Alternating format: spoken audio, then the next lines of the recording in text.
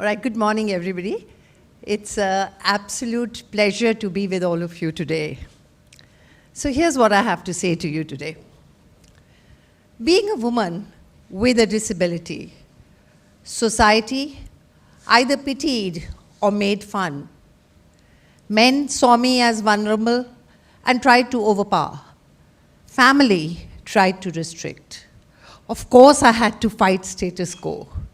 In fact, it felt like that I was born to challenge status quo. But I do understand that it's not easy for everyone to do it. In fact, it's very hard. Other people may benefit by your fight, but your whole life may go by in that struggle. I, in my own life, have faced many beatings, physical and emotional. Yes, physical too. And in fact, it's the first time that I'm speaking about it in a public forum. In many of my talks, I have spoken about how my father played such a crucial role in shaping who I am today. But what I have not spoken about is the fact that he was a typical patriarch. There was no psychological safety anywhere around him. Do as you're told, else there will be severe consequences. My mother and brother tried to be obedient, but me, I was a rebel. I questioned. Why does he treat my mother the way he did? Why were my maternal grandparents not welcome in our home? Why could my brother not take the stream of his choice? And why could I not talk to boys? He would warn me with a strict, do not argue. And then I would say, and what if I do? You would hit me? Go ahead, hit me. And he would.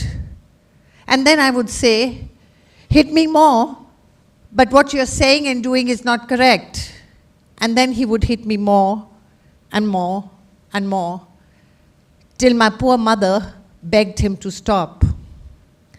Later she would say to me, dear daughter, accept it. This is the fate of women. And all this would make me so angry that I would want to break all the rules. Some in front of them, and some behind the back. Early in life, I decided that it was not right to accept injustice either for yourself or others. So, without any desire for reward or applaud, I kept standing up for what felt right. 15 years back, I formally decided to take up the profession of fighting for the rights of those who were marginalized.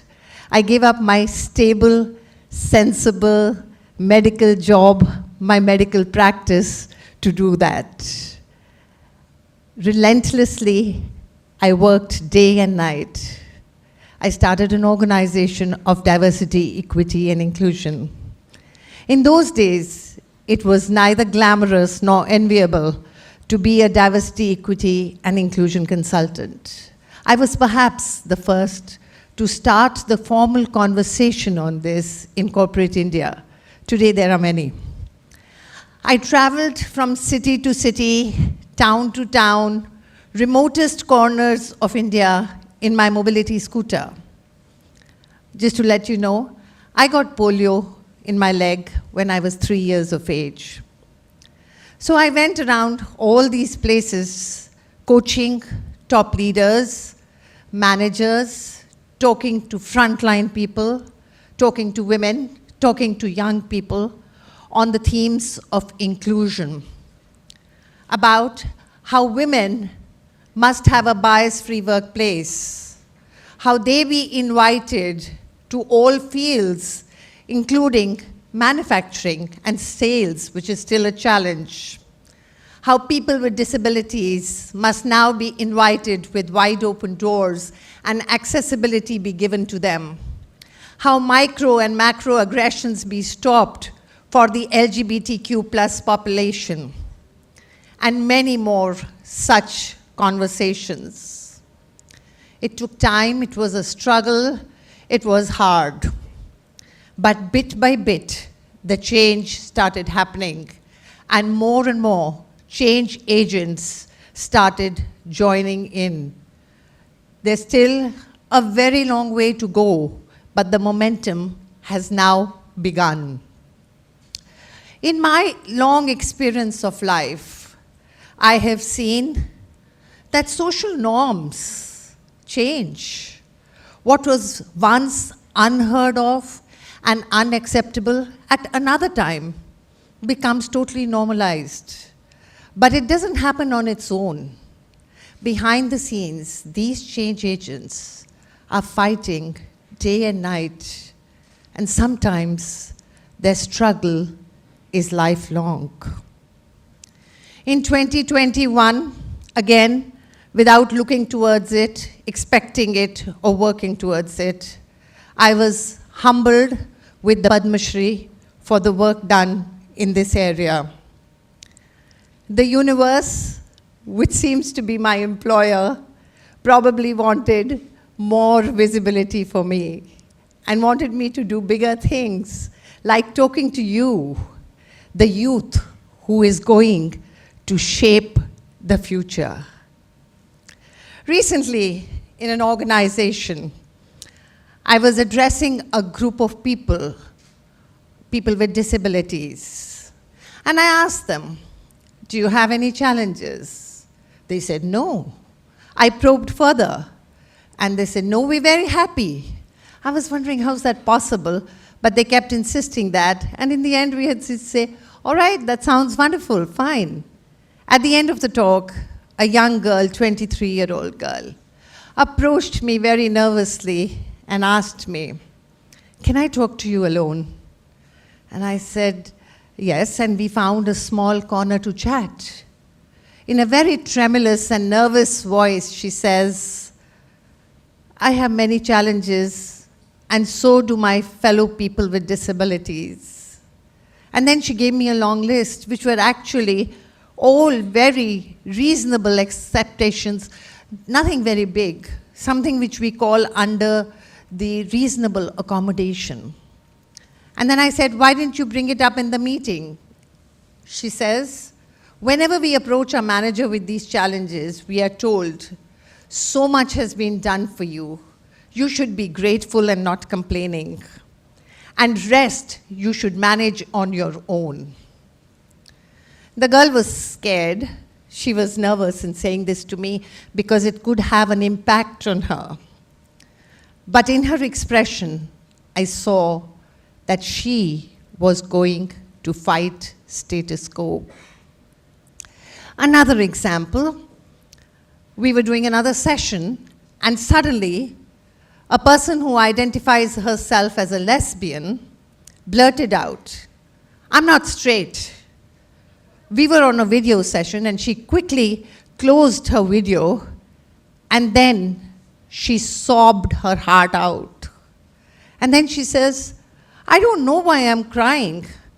I believe in this. I fight for this. I fight for all other people. We have a right to be who we are, so I don't know why I'm crying. But I knew why she was crying. Because the battle takes a toll. So I would say, today I would like to say this. It is time that we stopped fighting status quo and started redefining status quo. The casualties will be less.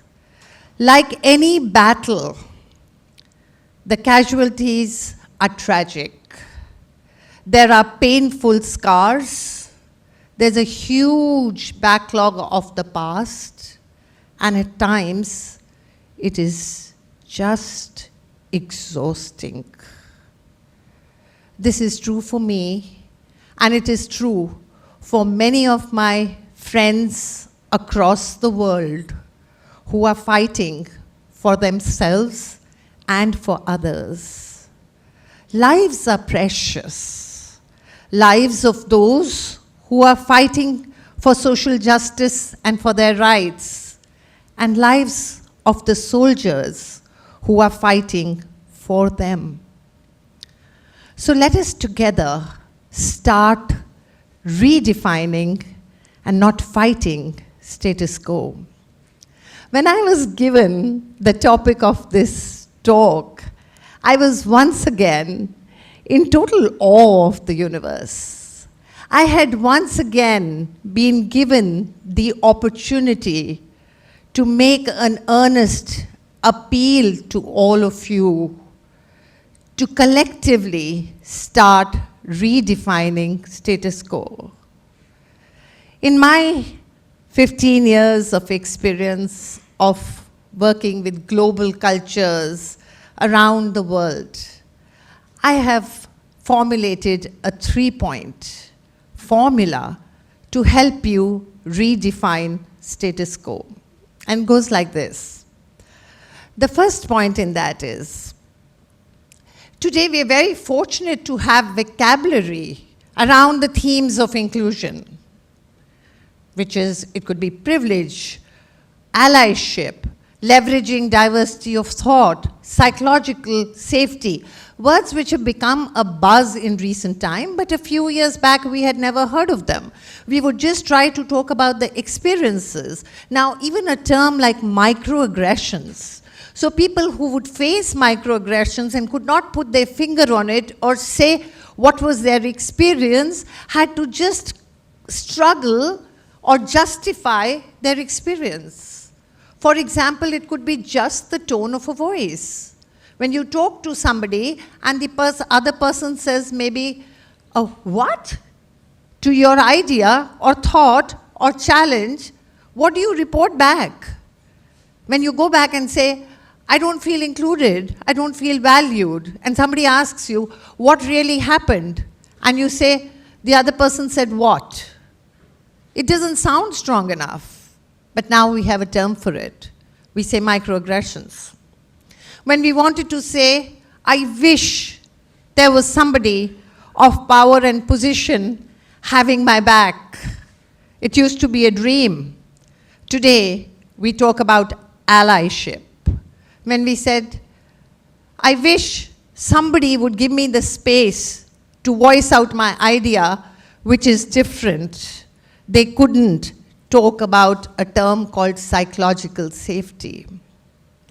So I urge you all to study and go deep into these themes. Educate yourself, not superficially, but deeply. Not temporarily, but permanently, because it's a lifelong journey. The second point is, lean into tough conversations, relentlessly, but pleasantly, again and again and again. There are times when those tough conversations may be with people upline, somebody senior to you, and you feel your skin is into it. And that's why I said relentlessly, but pleasantly. Don't let fatigue set in. Don't let complacency set in. Don't let boredom set in. It is never too much. It is never done and dusted. And the third point is, the time for silos is over. We need to join forces. A collective energy is needed to redefine status quo. Join forces with as many people as you can. Many of the change agents have been victims themselves. Inspire each other, learn from each other, comfort each other, give each other the gift of respect and dignity. It is my belief that if a critical mass of people start practicing this formula, a new melody of harmony will emerge. a melody which perhaps we have never heard before. This is my grand vision, and I hope I have been able to inspire you for it to become your grand vision too. Thank you so much.